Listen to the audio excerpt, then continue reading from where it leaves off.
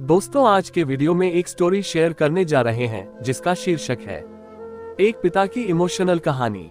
दोस्तों, यह स्टोरी तब शुरू होती है जब मैं घर से गुस्से में बड़बड़ाते हुए निकल आया था और बस स्टैंड की तरफ आगे बढ़ने लगा। मैं मन ही मन बड़बड़ा रहा था, पता नहीं कितने पैसे छुपा के रखे हैं, लेकिन मेरे लिए एक बाइक नहीं ले सकते।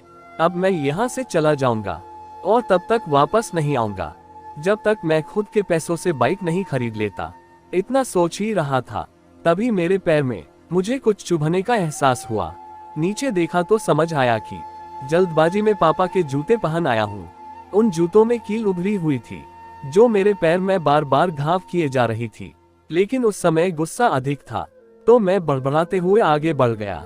एकाएक मुझे याद आया कि मैं पापा का पर्स भी साथ ले आया हूँ। मेरे खुराफाती दिमाग में एक ख्याल आया, क्यों ना आज पापा का पर्स चेक किया जाए, जिसे आज तक उन्होंने किसी को हाथ तक नहीं लगाने दिया था। पता नहीं कौन सा खजाना छुपा है इस पर्स में जो किसी को हाथ नहीं लगाने देते थे। जब मैंने पापा का वह पुराना पर्स खोलकर देखा तो उसमें पैसे तो नहीं मिले, लेकिन पैसों की जगह पर एक डायरी रखी हुई थी। तब मैंने सोचा, ओह, तो यहाँ खजाना छुपा रखा है। मैं समझ रहा था कि यहाँ पापा ने लिखा होगा कि किससे कितने पैसे लेने हैं और किसको कितने पैसे दिए हैं, लेकिन मैं गलत था। जब मैंने उस छोटी सी डायरी का पहला पेज खोलकर देखा तो वहां पर जो लिखा था वह थोड़ा सीरियस कर देने वाला था। डायरी में जो लिखा था उसे पढ़ने के बाद मेरे चेहरे पर जो एक्सप्रेशन थे वह गायब हो चुके थे, क्योंकि डायरी में वैसा कुछ नहीं था जैसा मैं सोच रहा था।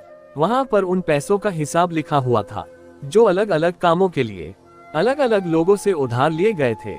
उस लिस्ट में कंप्यूटर के नाम पर भी पैसे लिए गए थे। कुछ यूं लिखा था, 50,000 बेटे के कंप्यूटर के लिए। यह वही कंप्यूटर था जिसे मैं आज तक यूज कर रहा हूँ, लेकिन मुझे यह पता नहीं था उस कंप्यूटर को खरीदने के लिए पैसे कहाँ से आए थे। लेकिन आज पता चल रहा था। मुझे आज भी याद है जब मैंने पहली बार कैमरे के लिए जिद की थी, जो मेरे पापा ने मुझे 2 हफ्ते बाद मेरे बर्थडे पर ला कर दिया था, जिसे देखकर मैं बहुत खुश हुआ था। और मुझे खुश देखकर मुझसे कहीं ज्यादा अगर कोई खुश था तो वह थे पापा। अब मेरे चेहरे से गुस्सा एकदम गायब हो चुका था। जब मैंने आगे का पन्ना पलटा तो वहां पर कुछ इच्छाएं लिखी हुई थी। पहली जो विश थी उसमें जो लिखा हुआ था, अच्छे जूते पहनना। यह बात मेरी कुछ समझ नहीं आई। तभी मेरा पाँव अचानक सड़क पर भरे हुए पानी पर जा पड़ा और तभी मेरे पाँव में कुछ गीलीपन होने का एहसास हुआ। जब मैंने जूता उतार कर देखा तो उसका तला टूटा हुआ था। यह देखकर मुझे डायरी में लिखी बात याद आ गई। तभी मुझे माँ पापा की कही बातें भी याद आ रही थी कि कैसे माँ जब कहा करती थी पापा से, अब तो जूते पुराने हो गए, नए ले लीजिए, तो पापा अक्सर यह कहकर टाल दिया करते थे, जूते अभी और चलेंगे, अभी कुछ दिन पहले तो लिए थे। मुझे आज समझ आ रहा था कि कितने दिन और चलेंगे। साथ ही साथ यह भी समझ आ रहा था कि पापा पर्स को क्यों छुपा कर रखते थे। तभी उस डायरी को पढ़ते हुए बस स्टैंड पर पड़ी बेंच पर आकर बैठ गया। अब उस डायरी का आखिरी पन्ना बचा हुआ था। उस पन्ने को जब मैंने पलट कर देखा तो वहां कल की डेट लिखी हुई थी। तारीख के नीचे लिखा हुआ था 50,000 रुपए बाइक के लिए। बस इतना पढ़ा और दिमाग सन रह गया। अब मेरे मन में कोई शिकवा गिला नहीं बचा था, बस मेरी आंखों से आंसू चले जा रहे थे।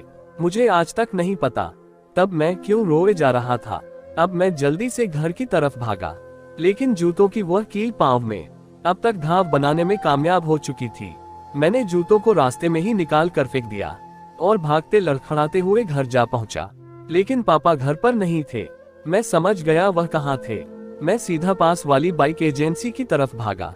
पता नहीं आज कहाँ से इतनी ताकत आ गई थी कि मैं भागते हुए थक नहीं रहा था, और वह भी बिना जूतों के नंगे पैर।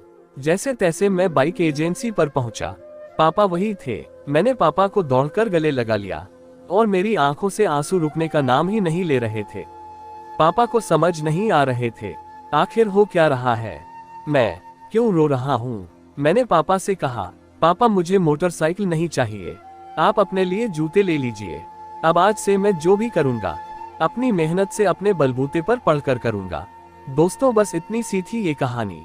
दोस्तों, हमारे पिता परिवार में एकमात्र ऐसा व्यक्ति होता है जो अपने बच्चों से उन्हें बिना जताए छिपकर प्यार करता है, खुद की इच्छाओं को मारकर बच्चों के लिए सपने देखता है और उनकी खुशी में ही खुश हो जाता है।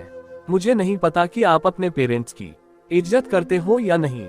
लेकिन अगर आपके पास पेरेंट्स हैं तो आप बहुत खुश नसीब हो, क्योंकि इस दुनिया में बहुत से लोगों को तो पेरेंट्स का प्यार भी नसीब नहीं होता। अंत में मैं यही कहना चाहूंगा कि माँ बाप की भावनाओं का सम्मान करें। दोस्तों, आपको यह कहानी कैसी लगी कमेंट करके जरूर बताइएगा। इसी तरह के वीडियो देखने के लिए चैनल को सब्सक्राइब करके ऑल पर सेट कर लें, ताकि जब भी कोई नया वीडियो आए उसकी जानकारी सबसे पहले आपको मिले। फिर मिलते हैं अगली वीडियो में, तब तक अपना ख्याल रखें।